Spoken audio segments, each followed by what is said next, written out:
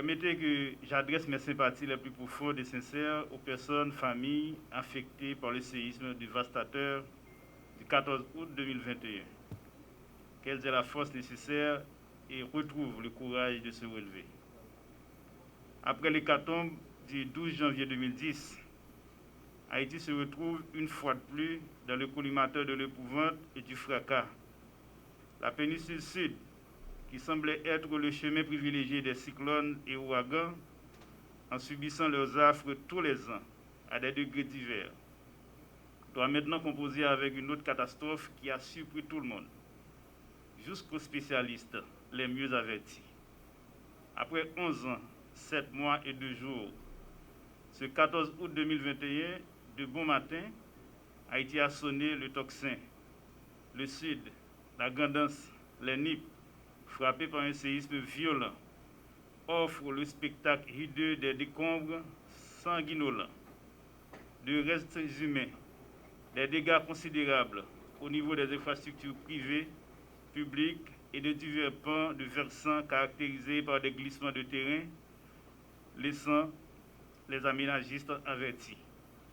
En effet, ce séisme de magnitude 7.2 a occasionné, après son passage, des estropiés de tout genre, physiques, économiques, psychologiques, alors que les conditions de vie étaient déjà assez difficiles.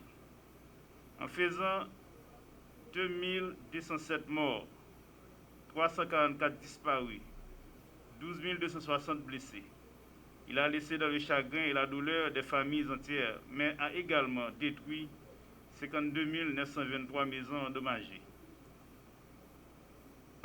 77 066 et causé des dommages innombrables aux infrastructures routières, électriques, hydrauliques et agricoles. Nous attendons encore de nouvelles données pour statuer de manière exhaustive sur l'ampleur des pertes et dégâts enregistrés. Nous soulignons au passage la destruction et des dommages de dizaines de bâtiments scolaires, tant publics que privés, alors que la réouverture des classes devrait se faire dans une quinzaine de jours. Avec plus de 2000 morts en son sein, une bonne partie du Grand Sud rompue aux vicissitudes d'une vie soumise aux aléas et aux risques est debout pour conjurer le sort de se mettre à reconstruire. Dans ce contexte difficile, tous les secteurs d'activité ont reçu un coup de stock. Mesdames, Messieurs, l'ampleur de la catastrophe pose alors la problématique de la gestion intégrée du risque et de désastres naturels comme l'un des plus importants et complexes défis que le gouvernement doit affronter. Cette catastrophe, à plus d'un titre, constitue un obstacle majeur aux mêmes efforts de redressement économique à propulser.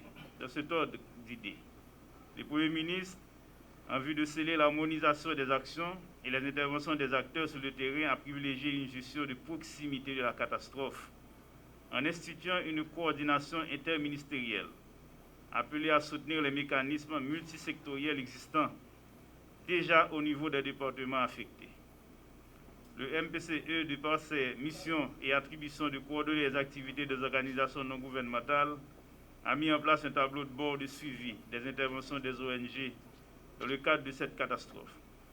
Cet instrument est alimenté par un mapping précis, établi afin de répertorier les zones d'intervention de ces organisations, le type d'assistance fournie, la date de début de leurs interventions ainsi que les coordonnées des responsables afin de les orienter, le cas échéant, vers des endroits d'où des demandes spécifiques peuvent provenir. Cette phase humanitaire et d'urgence est importante car elle aide les populations à se tenir debout, mais parallèlement, elle doit cheminer vers le relèvement plein et entier, le développement des zones dévastées. Face à tout cela, il est impératif de réagir vite, mais avec sérénité et rationalité, car les malheurs s'accumulent et marchent à leur rythme. Nous aussi devons tirer les leçons du passé afin de comprendre que l'empilement des documents n'est nullement synonyme d'efficacité. Nous en avons produit plusieurs au cours de ces trois décennies, sans que les résultats soient au rendez-vous.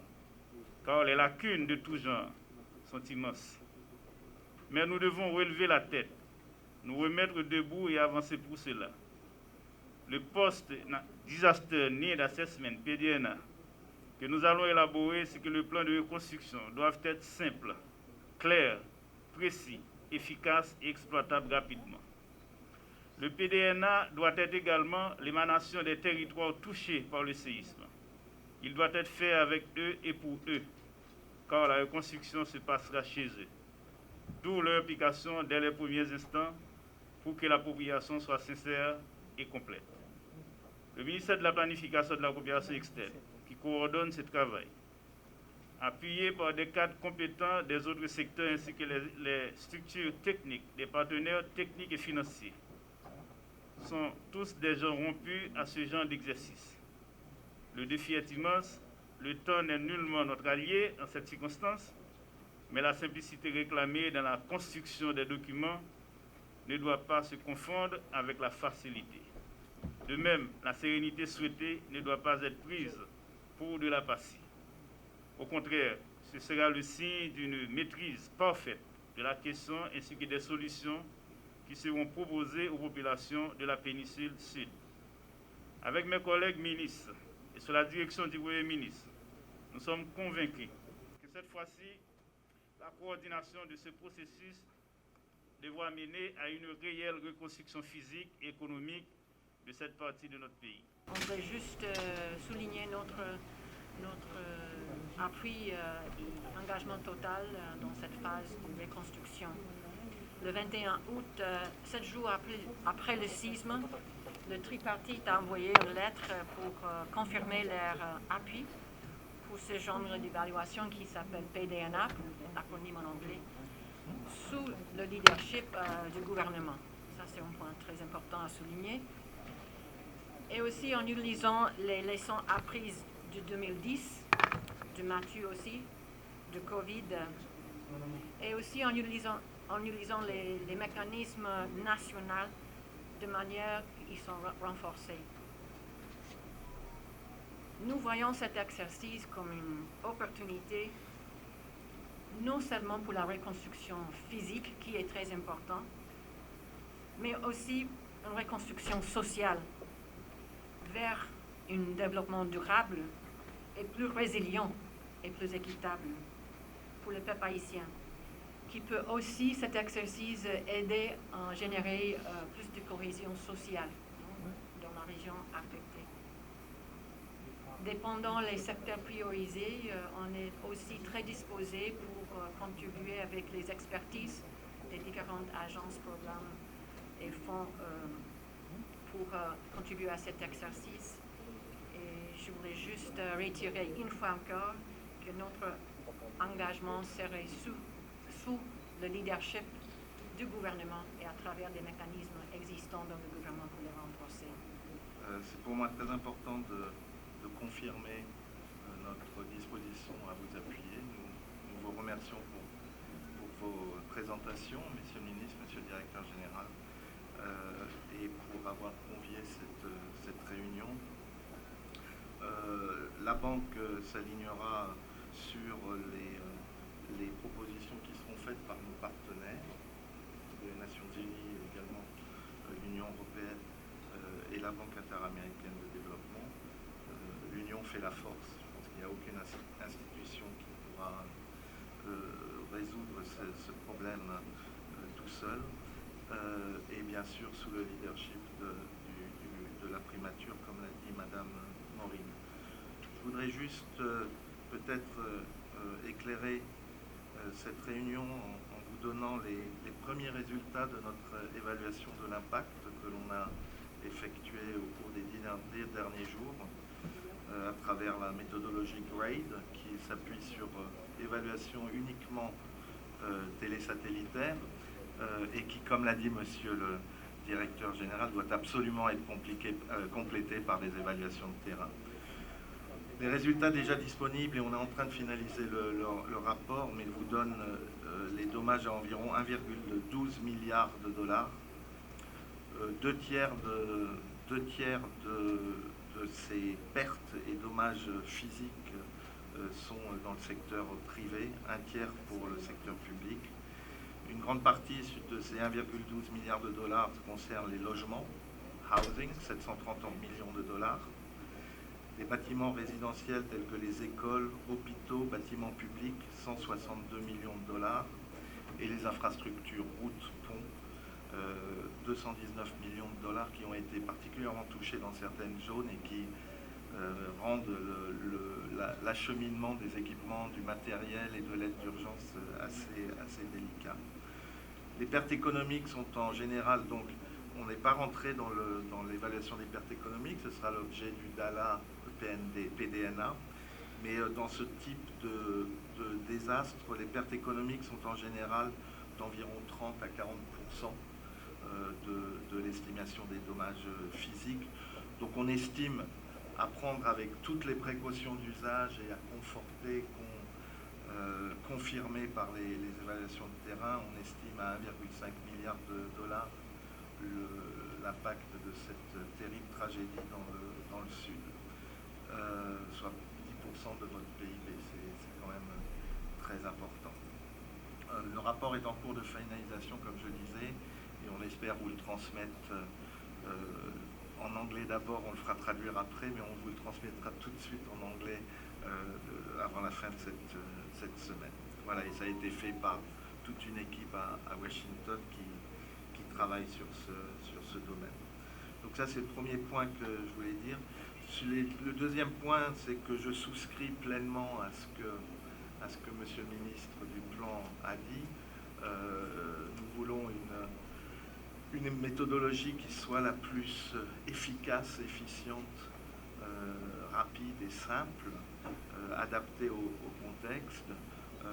Et nous souhaiterions pouvoir... Donc nous allons mettre à votre disposition et à la disposition du système des Nations Unies nos experts. On essaye d'avoir un expert par secteur qui soit présent en Haïti. Plusieurs de nos collègues vont rentrer cette semaine en fonction des secteurs dans lesquels vous vouliez que l'on puisse intervenir, dans lesquels nous avons des projets, dans lesquels nous pouvons déployer des financements. Je pense au transport, je pense au secteur de l'eau, de l'éducation, de la santé. Nous pourrions intervenir. Nous, notre objectif, et je dois en discuter avec le ministre des Finances cet après-midi, notre objectif, c'est vraiment de pouvoir commencer à décaisser sur les aspects de reconstruction à la fin du mois d'octobre, dans 8 à 10 semaines, et nous souhaiterions avoir une approche pragmatique pour que les évaluations n'excèdent pas cette période. On a fait un premier exercice, et je terminerai là-dessus. Nous avons fait un premier exercice d'évaluation des financements qui pourraient être immédiatement disponibles. Donc nous avons des contrats en cours dans le secteur des transports, nous avons des contrats en cours dans le secteur de l'eau. On pourrait mobiliser sur les contrats en cours, ce qui veut dire pas de repassation de marché, quelques 20 millions de dollars qui sont immédiatement disponibles. Et on pourrait, à travers CERC, c'est-à-dire la réallocation de ressources vers nos composantes d'urgence, remobiliser quelques 80 millions de dollars. Bien sûr, quand on utilise des financements d'un projet en cours vers le CERC, ça suppose que ces projets seront remboursés à terme, soit par des financements de CRW ou des financements sur des AIDA qui arrivent. Donc c'est de l'argent supplémentaire qu'on mettra à disposition, et ce sont ces financements particuliers qui seront disponibles, on espère, dès la fin du mois d'octobre, début janvier.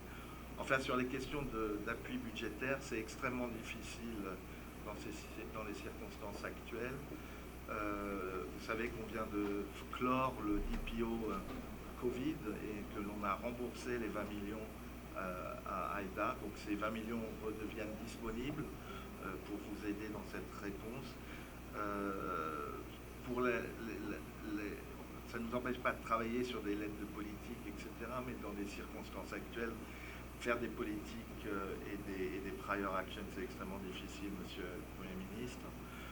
Par contre, nous sommes absolument encouragés par les ressources que vous avez reçues du CRIF, de 40 millions de dollars qui sont 4 fois supérieurs à ce que vous aviez reçu en 2010. Et ça, grâce à une bonne gestion de la part du ministère des Finances et du Trésor des différentes primes et instruments qui étaient prévus par le CRIF. 15 millions ont été décaissés à la fin de la semaine dernière. Les 25 millions qui restent seront décaissés avant le 31 août. Et pour nous, ça, c'est de l'appui budgétaire direct. Donc ça devrait vous donner un peu d'oxygène pour le paiement de vos salaires, pour le paiement des interventions d'urgence, etc., que nous savons sont extrêmement importantes à vos yeux et du fait de l'espace fiscal budgétaire de votre pays sont assez préoccupants. Donc je vous garantis que même sur ces questions, nous sommes prêts à débattre. Rien n'est impossible, mais il faut aussi reconnaître ce qui est rien n'est impossible avec le temps. Mais je crois que dans les 2 prochains mois, il faut reconnaître que ce sera extrêmement difficile. Nous nous réunissons dans un contexte particulier, où la région du Sud a été frappée par le tremblement de terre de magnitude 7.2 sur l'échelle de Richter, qui a causé des pertes humaines importantes et des dégâts considérables. Après 10 jours de cet événement dévastateur, la situation reste préoccupante dans les zones affectées et nous en sommes conscients. Aujourd'hui, le gouvernement a la lourde responsabilité de relever le défi de la reconstruction de la péninsule du Sud. Pour ce faire, nos cadres, accompagnés du secteur privé, de la société civile et des partenaires internationaux, évaluent les effets et les impacts sur la société. Cette connaissance de la réalité post-séisme et des perspectives de reconstruction se matérialise dans le cadre des résultats de l'évaluation des dommages, pertes et besoins post-séisme. À titre de rappel, mon gouvernement s'est attelé dès les premières heures à organiser la réponse et activer le système de secours et de sauvetage. Malgré les limites de la chaîne de secours et de réponse, notamment en termes logistiques, d'équipement et de matériel, nous avons activé avec efficacité le dispositif. Mon gouvernement a la ferme volonté pour orienter la reconstruction sur la voie du développement durable.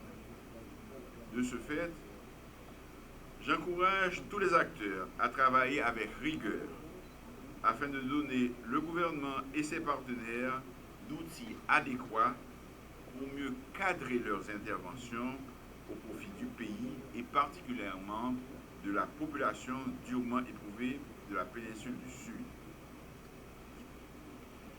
J'attends à avoir la version préliminaire du PDNA dans les 5 à 6 semaines à venir. Aussi, j'en appelle au sens de responsabilité et de professionnalisme des cadres désignés à faire partie du comité de pilotage technique du PDNA.